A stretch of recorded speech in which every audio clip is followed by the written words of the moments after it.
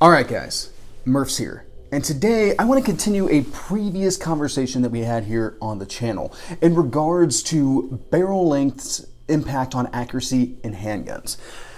Now, eagle-eyed viewers of the channel will have hopefully seen that prior video, and we don't necessarily have to spend a lot of time rehashing the original content, a lot of the themes and ideas that have already been put into place. I am going to touch on some of those ideas just to kind of refocus the overall conversation, but if you're looking for a more in-depth understanding of some of the implications that some people apply to barrel length and its impact on accuracy in handguns, go ahead and check the description. I'll have a link posted there for the previous video. Get caught up on that one, then come back to this video for the continuation of the discussion.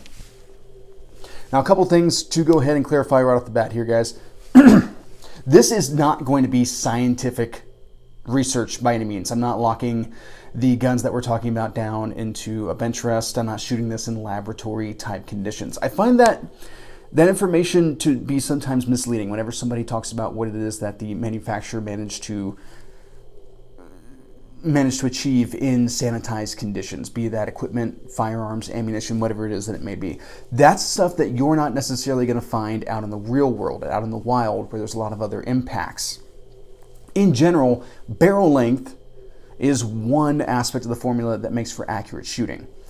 The human factor is the most difficult to control to begin with. Now, that is not to say that my findings here are completely pointless. I'm shooting these guns in field type conditions, but I'm shooting them in consistent field type conditions. It is replicatable in that I am the one who's doing the shooting. I'm utilizing the same ammunition, the same, as many factors as I can isolate and make the same as I am doing. So with that being the case, though it's not scientific, it is data that you can take and draw and extrapolate your own conclusions from, perhaps attempt to replicate on your own, changing the variables a little bit one way or the other. So with that, I'm shooting these guns offhand. I'm shooting them from the standing position, and honestly, in the original video, I shot them rather quickly, but I think in this video, we'll see it be slowed down just a little bit. Now, what are the guns that we are utilizing for the comparison? Well, in the first video, I utilized two Heritage Roughrider revolvers chambered in .22 LR. At the time, I had access to a friend's 4 3/4 inch example, and I had my 9-inch example that we see here.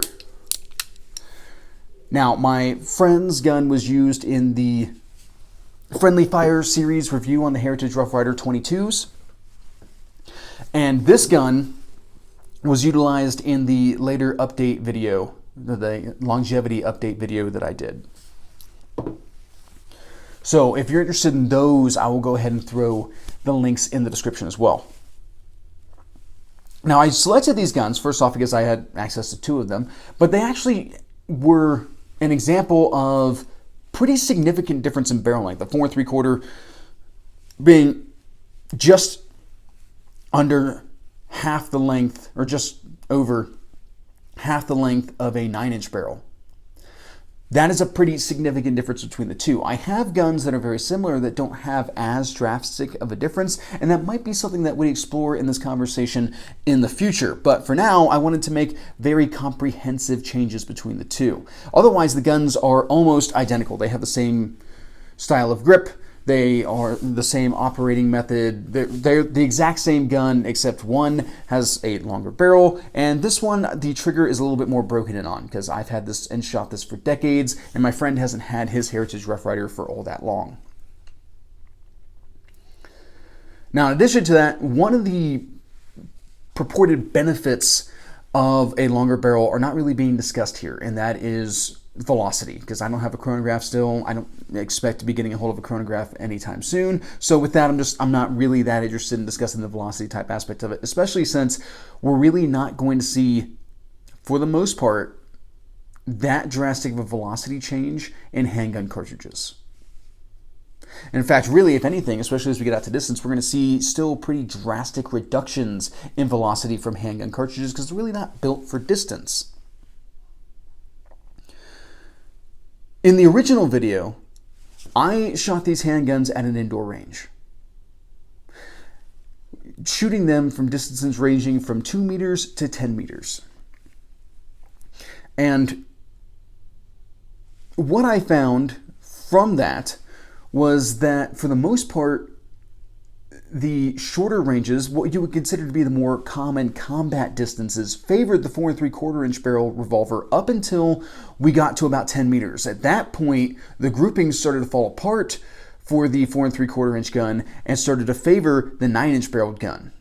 But that's 10 meters. Generally, combat distances with handguns are considered to be between 3 and 7 meters, maybe as far as 10, possibly even as far as 25. But your average self-defense distance is going to be in that 3 to 7 meter distance. That's one of the crucial things to talk about here, guys. Whenever we talk about handguns and the effects of on accuracy and all that kind of stuff, handguns are short-range options. I myself have stretched out handguns to 100 yards before and made hits. That does not mean in my head that my engagement envelope now includes a 100-yard engagement with handguns, because I also know that it wasn't necessarily the easiest thing to do, that you have to really be pretty well schooled up on your fundamentals and all that kind of stuff. And the question becomes, how much energy are you really exerting at that distance? If there's a threat 100 meters away, it's great to know that you can make what would be considered a low probability shot for an awful lot of people, but perhaps it's better to close the distance or run away, or if applicable, find a rifle. Because ultimately, I would much rather fight with a rifle than I would a handgun. And that's one of the key overarching principles on this channel, and let alone in the discussion of this video. But I don't want to dwell too much on the rifle thing for the moment right now. Now, of course, that 4 3/4 inch gun has gone back to its owner. I do not presently have access to it. I just have access to the 9-inch gun. So, Murph, how are we going to do this comparison without a second gun to be able to work against?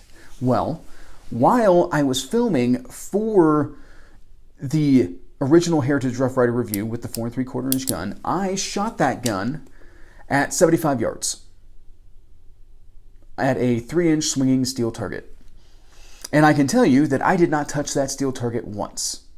Now, you might say, wow, Murph, that sounds like you need to really work on your shooting, And I will admit that handguns are something that I do have to work really hard at. That it's always something I've been struggling against. I have some bad habits from when I was a kid, and I didn't necessarily have the best firearms instruction, but I have been putting in a lot of work into my handgun shooting, and it has improved drastically in the last 6 or 7 years from where I used to be. However, I can tell you that I was shooting my P08 Luger for its review, which if you're interested now, through the link in the description, on that very same day, and I was managing to ring that 75-yard steel once I figured out where to hold between 4 out of 5 rounds, roughly. So I would agree with you that perhaps my shooting was not up to par that day if I did not go ahead and hit that 3-inch steel with a 100-year-old 9mm handgun. Miss Ma'am, what's your deal? Sorry guys, the cat apparently is unhappy with the conditions in the room right now. So with that being the case, I do still have the 9-inch gun, and I have not yet pushed this out on the channel's review, or at least in the discussion of barrel length, to 75 yards. So it sounds like that is what I need to do with this. Now I will go ahead and throw out that in the time of doing the revisit for the Heritage Roughrider, in which I pretty much shot this handgun, I did, on one of the days that I was shooting 22 Magnum, and I did capture footage of this, I did do one of my favorite drills, which is I engage a close range target and then I engage a long range target. And I switch between the two, and that's to kind of stress different fundamentals of shooting at that point. So the fast sight acquisition and then dialing it back down to go slow and engage my target with a little bit more precision. And I can tell you that on that day, I did not hit the far target, which was this same 3-inch swinging steel target, not a once.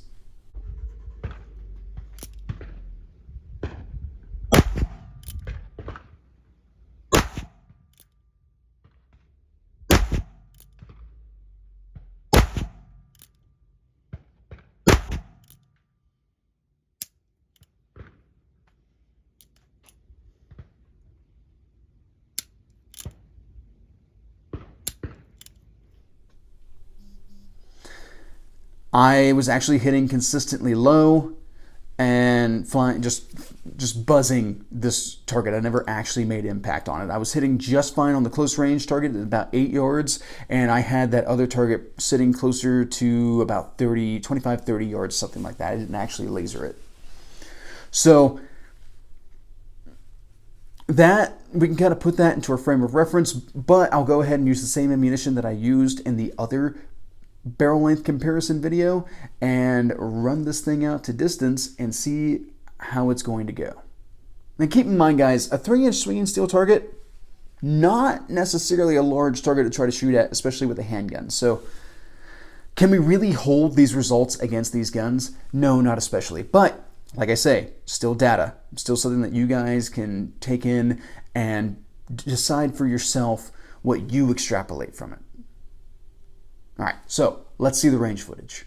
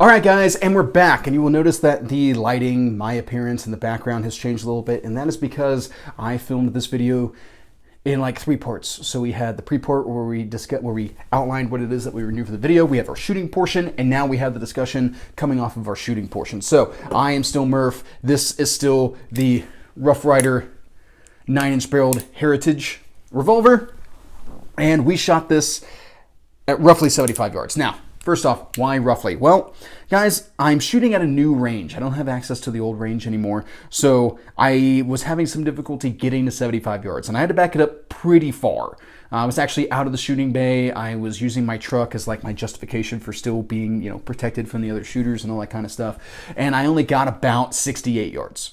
So I'm a little bit shy of the 75 that we shot the 4 3/4 inch at. However, I don't think that plays a big part in our results. So, what were our results? Well, I shot the same ammunition, the Aguila 38 grain super extra plated hollow points, out of this 9-inch barrel at the aforementioned distance, and I fired 50 rounds, just like I did out of the 4 3/4 inch gun. And I can tell you that I hit that target precisely once.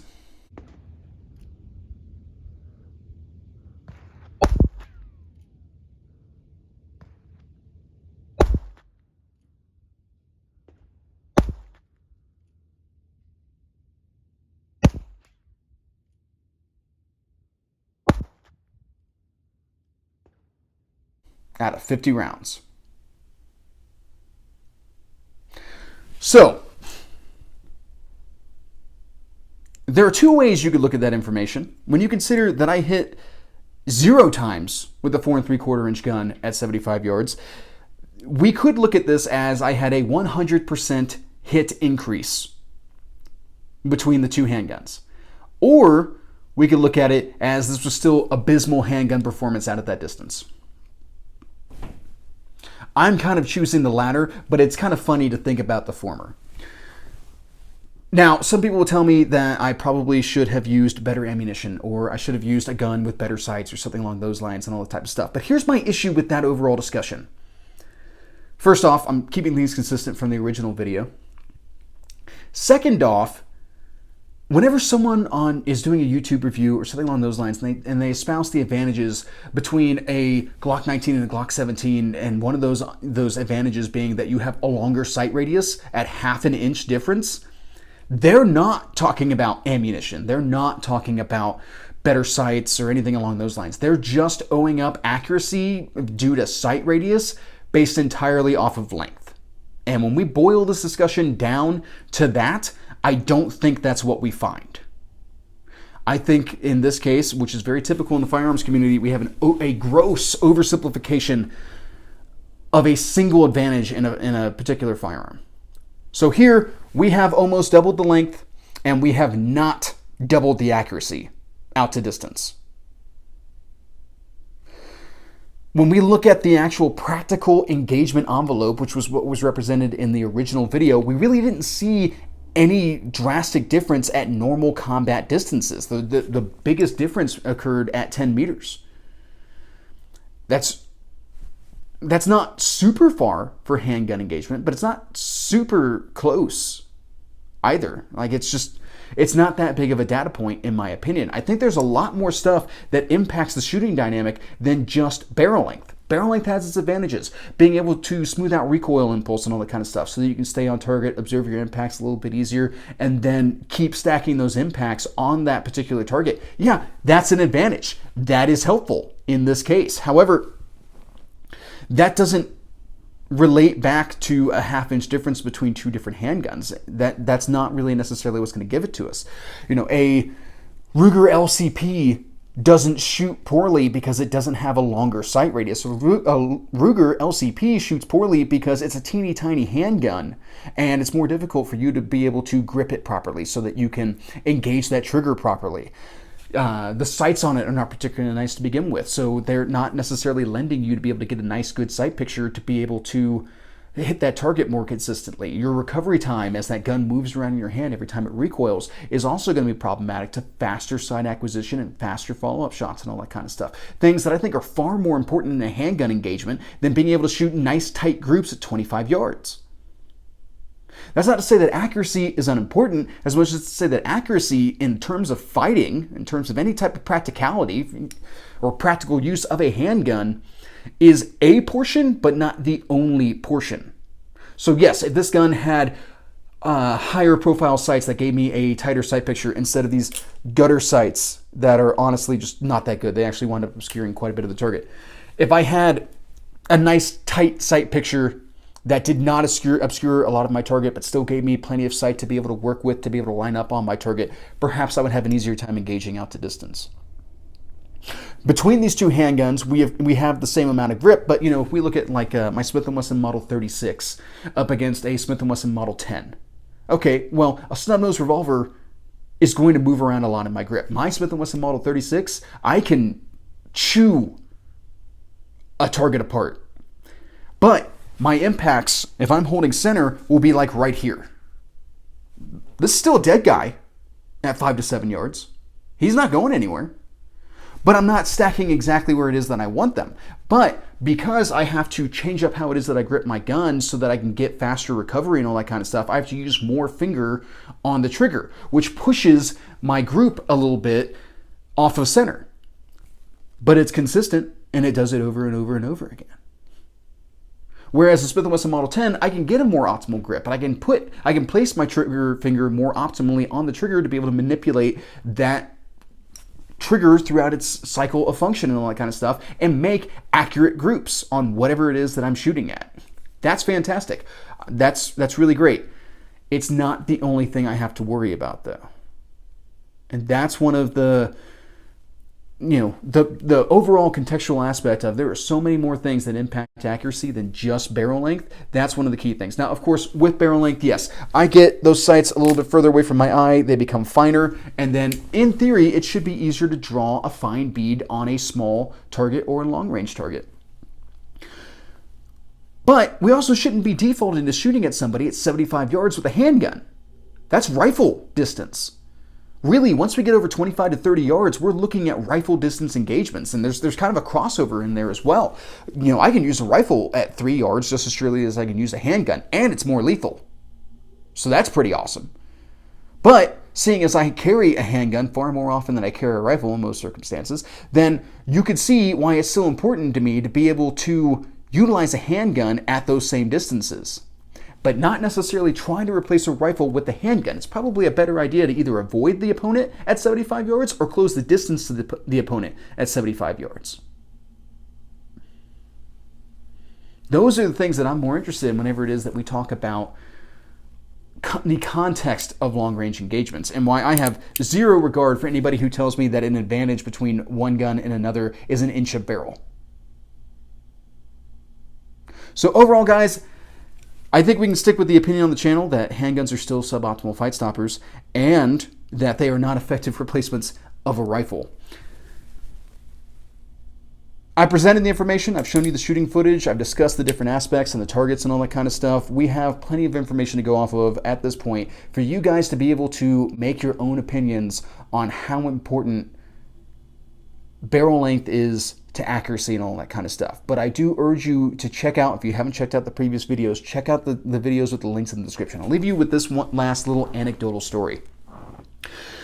So the last pistol course I shot was a level 2 pistol course, and I brought out my Beretta APX. Now, one of the things that I love about my Beretta APX is that it has some actually kind of spacious sights on it. The rear sight's quite wide, which means that I have a lot of light on either side of my front sight, but it's very quick and easy to acquire that front sight and be threat oriented and all that kind of stuff in my target engagement.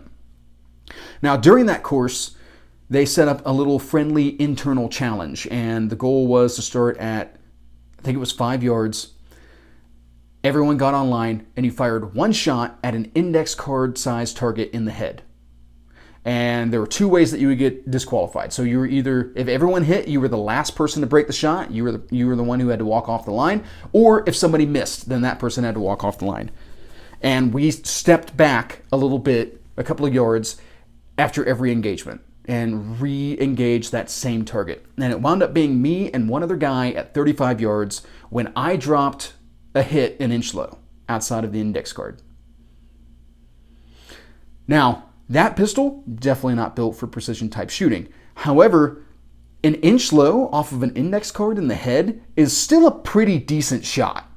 Right? That person's probably not happy that they just got hit in the face. So I think that kind of shows us, or it's kind of like a demonstration in motion of the contextual importance of other handgun factors beyond just barrel length in this case. All right, guys, I think that pretty much covers my thoughts on this particular subject. Hope you guys found this interesting, and that's pretty much what I got. Have a good day.